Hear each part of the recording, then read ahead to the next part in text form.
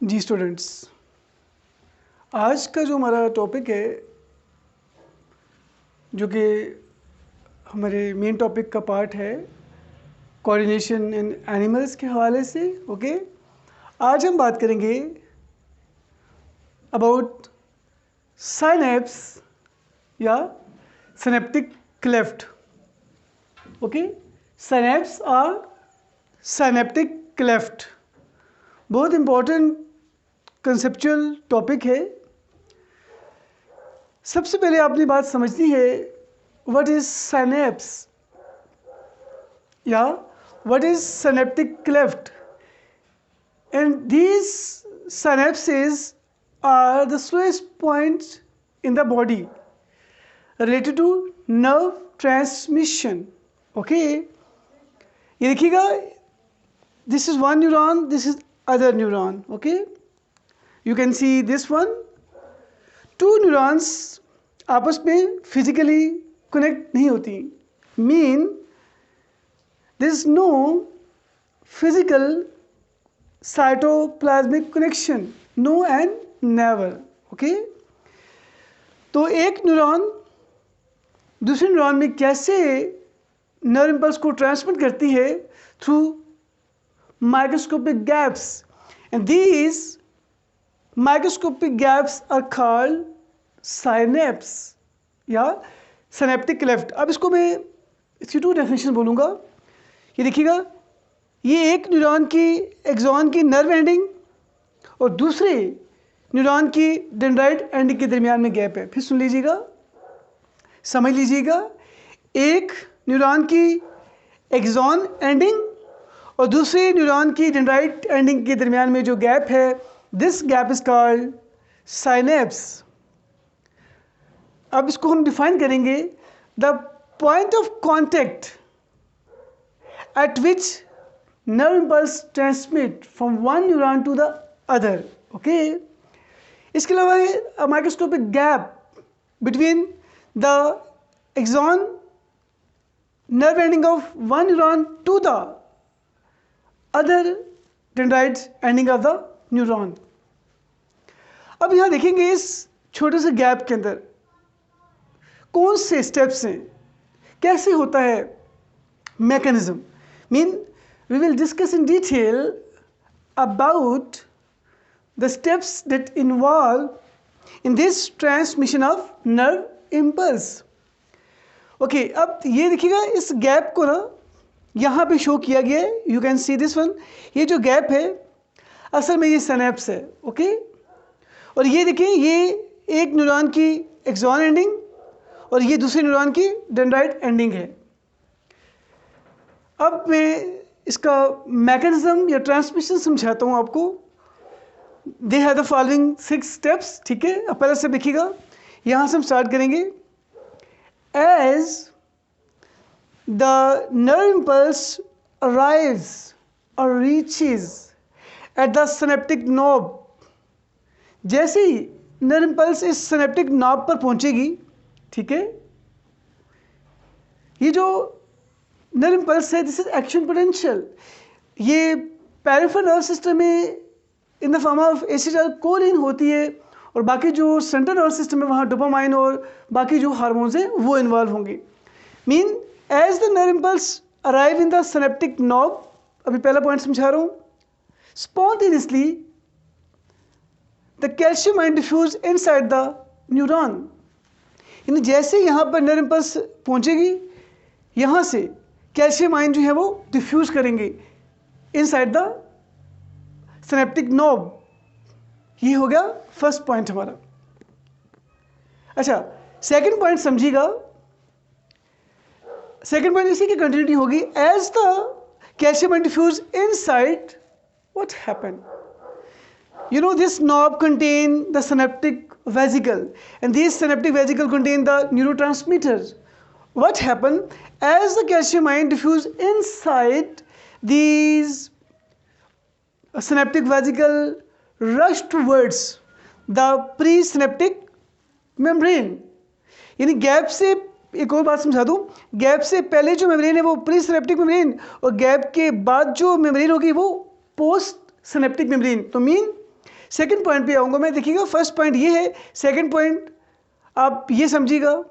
पहला पॉइंट ये हो गया कैल्शियम आयन डिफ्यूजन का। सेकंड पॉइंट ये देखिएगा कि synaptic vesicle rush towards the pre synaptic membrane. अच्छा, जैसे ये synaptic vesicle rush towards the pre synaptic membrane, क्या होगा? थर्ड पॉइंट क्या है? The synaptic vesicle burst, rupture and they release what? Neurotransmitters. यानी ये देखिए, ये जो सिनेप्टिक वेसिकल्स हैं ये बस्ट करेंगे, रप्चर होंगे, ये आप रेड से देख सकते हो डॉट से, ये क्या रिलीज करेंगे? Neurotransmitter, the chemical. ये आप यहाँ देख सकते हो, ये माइटोकॉन्ड्रिया है, ये जो ब्लैक वाले ये सिनेप्टिक वेसिकल्स हैं, इसके अंदर न्यूरोट्रांसमीटर्स हैं। ओके, अब फोर्थ पॉइंट देखिएगा। फोर्थ पॉइंट ये देखिएगा गैप के अंदर, फोर्थ पॉइंट क्या है? अब फोर्थ पॉइंट क्या है कि as the neurotransmitter release these receptor receive these chemicals। ये फोर्थ पॉइंट हो गया। अच्छा, अब ये देखिए रिसेप्टर्स हैं, ये पोस्ट सिनेप्टिक मेम्ब्रेन पर रिसेप्टर्स हैं, इनके साथ ये न्यूरोट्रांसमीटर बाइंड करेंगे। अब फोर्थ पॉइंट ही कंटिन्यू करूंगा। As the neurotransmitter bind with the receptors what happen? The membrane become depolar. आप प्रीवियस लेक्चर में समझ चुकी है क्या होगा?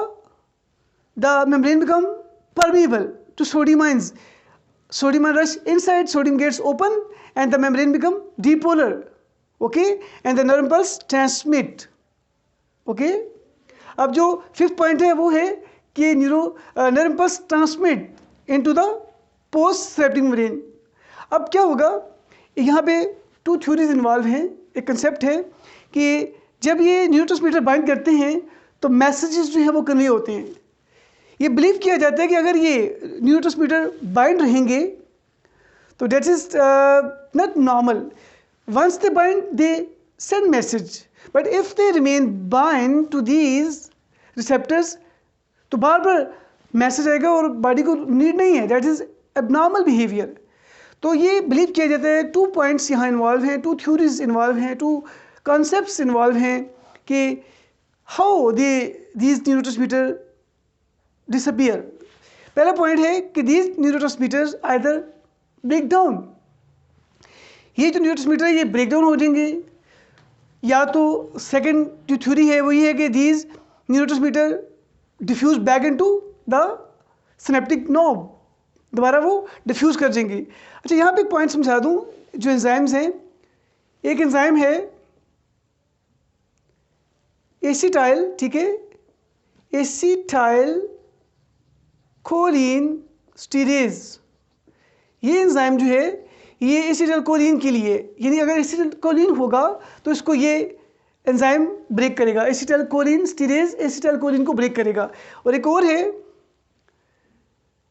डेट इज मोनोमाइन, ठीक है, मोनोअमाइन ऑक्सीडेज। ये जो है एड्रेलिन के बारे में कहा जाता है। ये जो मोनोमाइन ऑक्सीडेज है that will also break the neurotransmitter. Okay, ये कंसेप्ट हो गया। अच्छा, एक पॉइंट मैं और समझाऊंगा। ये देखिएगा, ये सारे स्टेप्स समझा दिए। This all about the mechanism and the definition. यहाँ पर ये जो मैसेज कन्वे होता है, यहाँ तक मैसेज आता है इलेक्ट्रिकल फॉर्म में।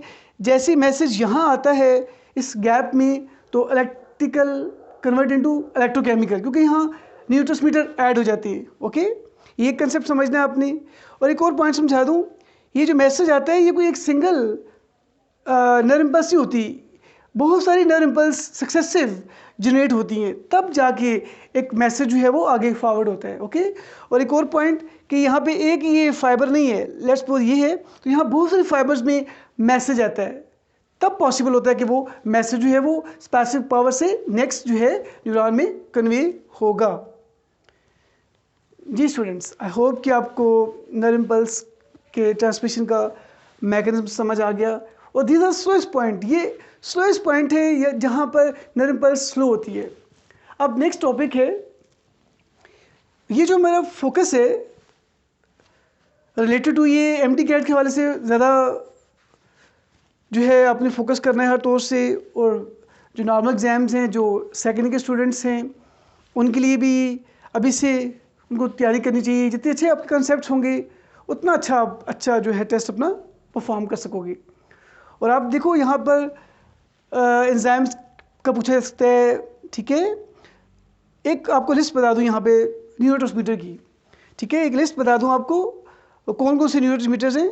डोपामाइन, ठीक है, डोपामाइन, एक डोपामाइन है, एक सेरोटोनिन है, ठीक है, सेरोटोनिन, ठीक है, इसको सेरोटोनिन भी बोलते हैं।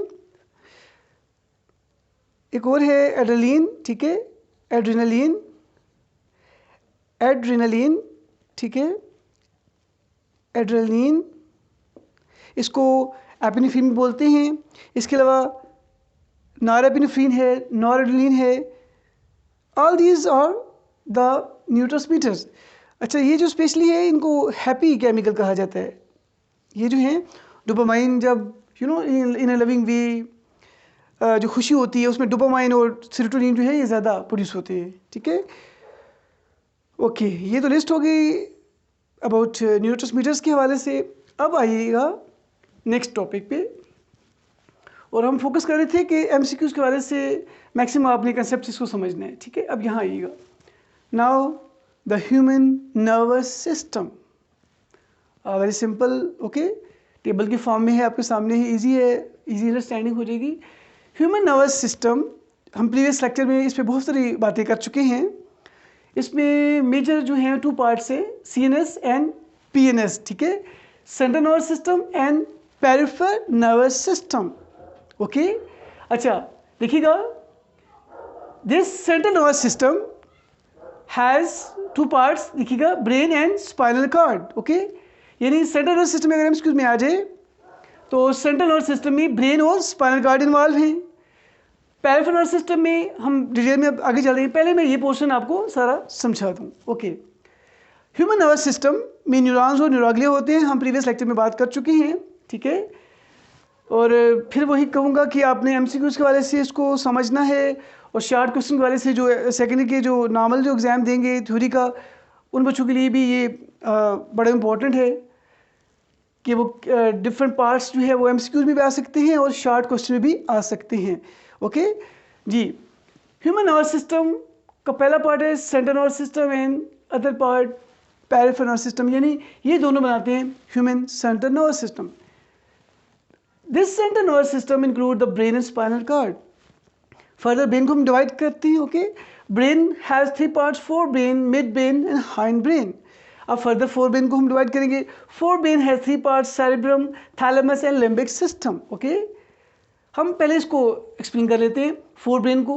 ये देखिए ओवरऑल जो ये पार्ट है सारा, ओवरऑल जो हमारा कन्वल्जन जो कन्वलेटेड पार्ट है वो फोर ब्रेन है। अब फोर ब्रेन में सेरेब्रम है, ये सबसे जो आउटर पार्ट है ना, ये वाला, ये जो कन्वल्जन्स हैं, ये जो क्वाइल पोर्शन है, ये है सेरेब्रम। फिर थैलेमस है, यहाँ पर देखिएगा आपके बुक में बना भी होगा थैलेमस, ये पोर्शन जो है, दिस इज थैलेमस, ठीक है, ये थैलेमस है, ओके। एंड अब लिम्बिक सिस्टम क्या है, ये देखिएगा आपकी बुक में ये बना भी हुआ है, ये लिम्बिक सिस्टम है, ये सारा जो रेड है, this is limbic system, okay. Now limbic system has 3 parts, hypothalamus, okay, amygdala and hippocampus. अब इनके फंक्शन पे बात करूंगा, इनका रोल क्या है। एमसीक्यूज के बारे से फोकस करना है आपने हर तौर से। हाइपोथैलेमस, एक तो क्या है, hypothalamus the part of limbic system, hypothalamus below the thalamus, ये थैलेमस से बिलो होता है इसलिए hypo. And this hypothalamus control your sexual arousal, menstrual cycle, awakening, sleeping, thirst, ये सारे बॉडी टेम्परेचर, इसको ये कंट्रोल करेगा, okay. And this hypothalamus, okay, the part of limbic system. Amygdala, जी एमिगडाला की बात करेंगे तो ये पार्ट जो है एमिगडाला, बुक में क्लियर हो जाएगा, देख लीजिएगा।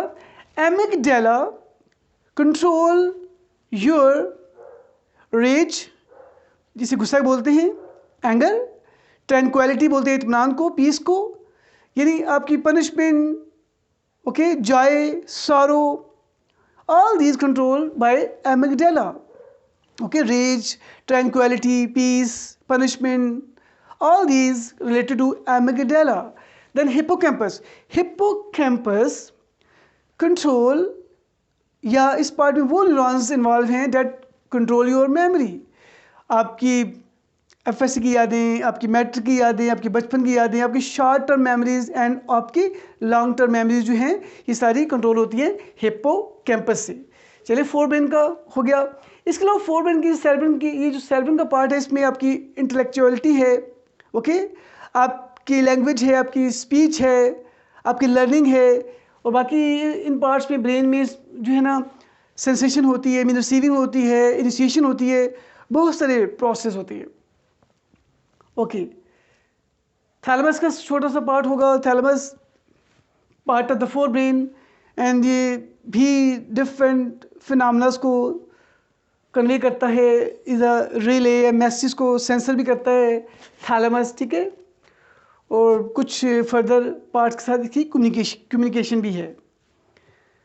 Okay, right, now mid brain, the part of the central system, mean the part of the brain that between the fore and hind, ये देखिएगा फोर एंड हाइंड के बीच में आता है mid brain, okay, this is the connection between the fore and the hind brain, okay, this also relay station, okay, and sensor some phenomena and reflexes.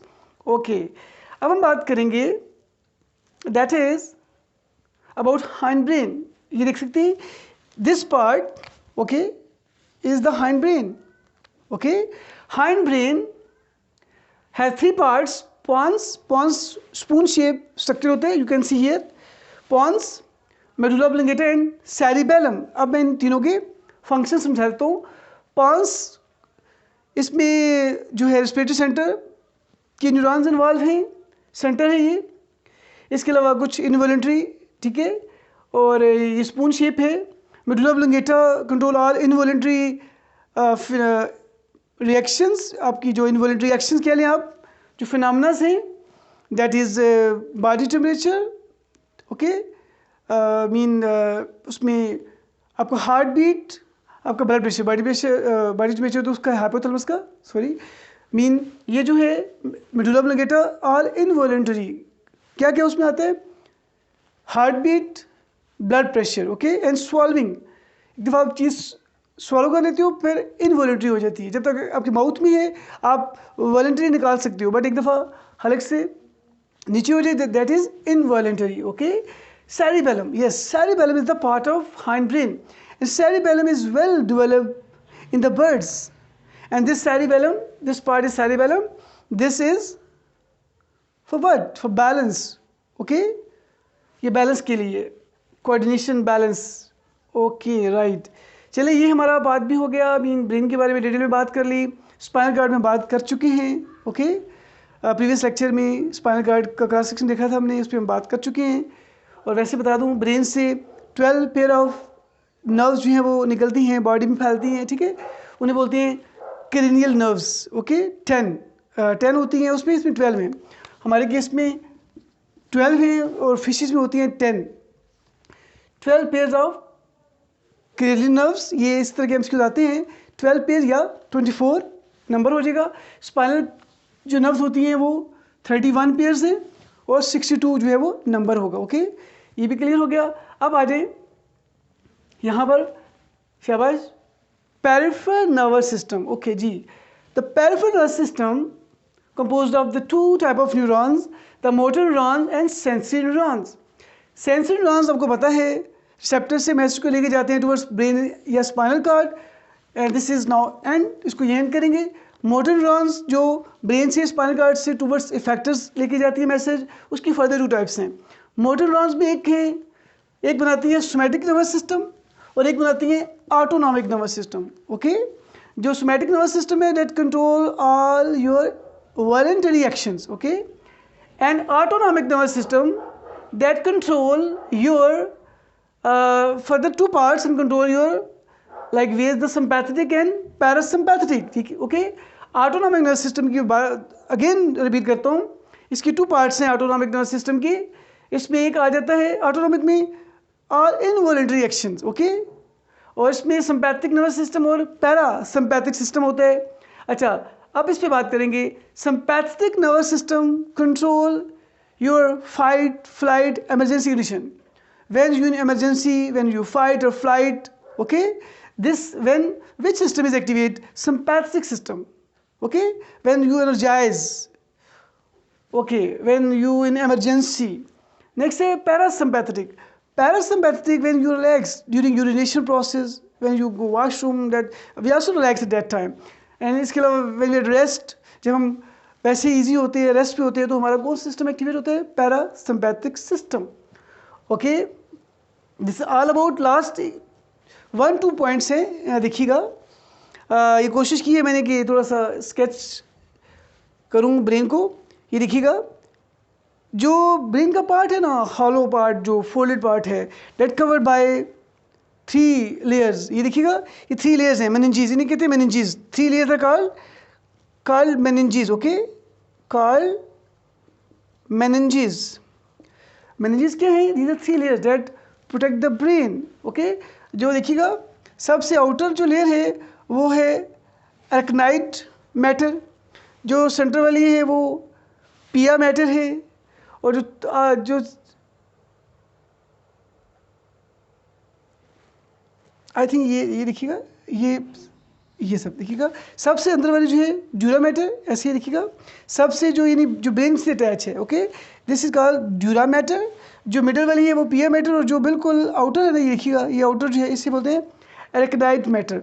These 3 layer called meninges. ये brain के surrounding में भी होती है और spinal cord के इर्द गिर्द फैली होती हैं, ठीक है। एक बात प्री लेक्चर बताई थी मैंने कि spinal cord, cross section spinal cord में सेंटर में होता है ग्रे मैटर और सराउंडिंग में होता है वाइट मैटर। यहाँ पे क्या होता है? यहाँ पर शाबाश सोचिएगा, यहाँ पर पेरिफेरी पर ग्रे मैटर होगा और सेंटर में क्या होगा? White matter.